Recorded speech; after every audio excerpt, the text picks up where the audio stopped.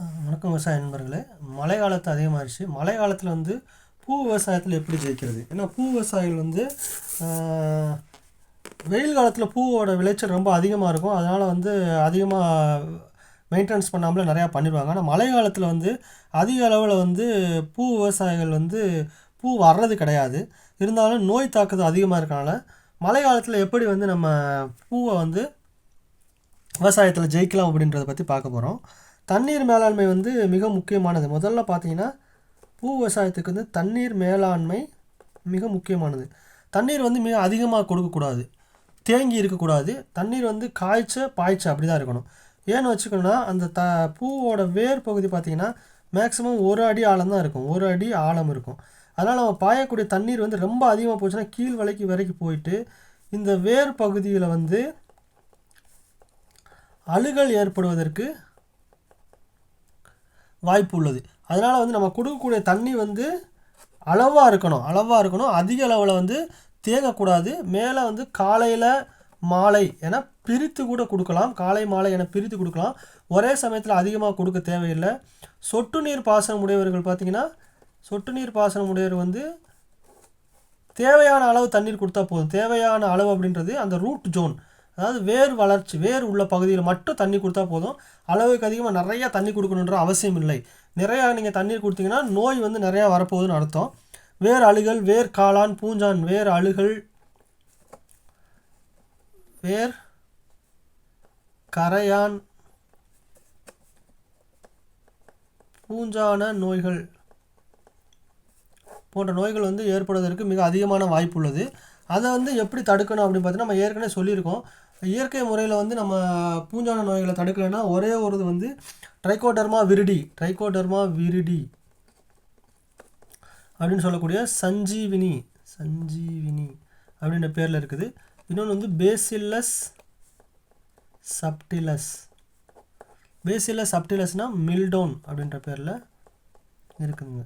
இது பார்த்திங்கன்னா இது வந்து 1 கிலோ வாங்கிக்கலாம். இது வந்து 1 லிட்டர் எடுத்துகிட்டு வந்து நீங்கள் மாதம் ஒரு முறை வந்து நீங்கள் வந்து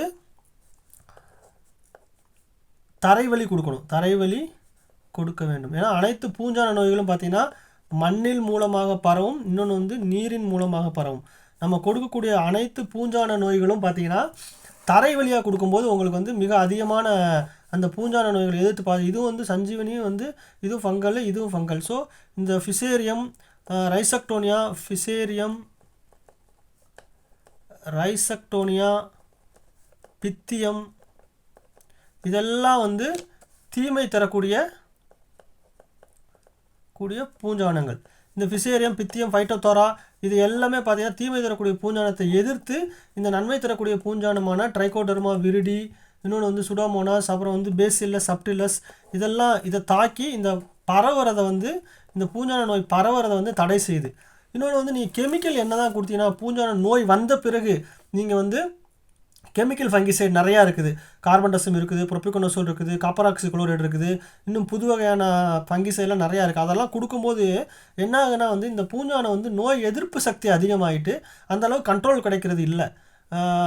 பூச்சி மருந்துகளை விட பூஞ்சான நோய்களை நம்ம வந்து கட்டுப்படுத்துறதுக்கு வந்து இந்த இயற்கை வழியாக உள்ள இந்த உயிரியல் பூஞ்சான கொல்லிகளை பயன்படுத்தி கட்டுப்படுத்துறது மூலமாக அதிக முடியணும்.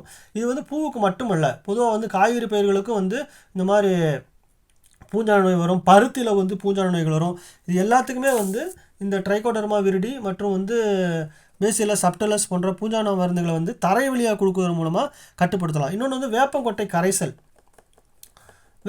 கரைசல் தயார் பண்ணிக்கிட்டு அதை வந்து மாதம் ஒரு தடவை வந்து வேர் வழி கொடுப்பதன் மூலமாக வந்து வேர் கரையான், வேர் பூச்சி போன்றவற்றிலிருந்து பாதுகாக்கலாம். இன்னொன்று வந்து கரையான் அதிகமாக வந்துச்சுன்னா மெட்டாரைசியம்னு ஒன்று இருக்குங்க. மெட்டாரைசியம் அனிசோஃபிலியே அப்படின்னு சொல்லிட்டு ஒரு பூஞ்சானம் இருக்குது. மெட்டாரைசியம்னு கேட்டால் சொல்லுவாங்க. இதே வந்து 1 கிலோ மைட்டோரைசியம் இது வந்து 1 கிலோ 1 ஏக்கருக்கு அப்படின்றது வழியில் தரை வழியாக கொடுக்கறது மூலியமாக வந்து இந்த கரையான் தாக்குதலையும் கட்டுப்படுத்தலாம். அப்புறம் வந்து மாதத்திற்கு ஒரு தடவை மீன் அமிலம் கொடுக்கணும். மீன் அமிலம் வந்து நம்ம கடையிலையும் கிடைக்குங்க, நம்மளாகவும் தயாரிச்சுக்கலாம். மீன் அமிலம் தயாரிக்கிறத பற்றி எப்படி அப்படின்றத பற்றி நான் வீடியோவும் போட்டிருக்கேன். அதனால் வந்து அந்த 250 மில்லி அல்லது 500 மில்லி 1 ஏக்கருக்கு வர மாதிரி வந்து தரை வழியாக நீங்கள் வந்து இந்த மீன் அமிலத்தை கொடுக்குவதன் மூலமாகவும் வந்து இந்த பூ பயிரில் வந்து அதிகமாக பூ எடுப்பதற்கும் ப்ளஸ் வந்து இந்த பூஞ்சான நோய்களிலிருந்து இந்த மழை காலத்திலிருந்து பாதுகாக்கிறதுக்கும் பயனுள்ளதாக இருக்கும். நன்றி, வணக்கம்.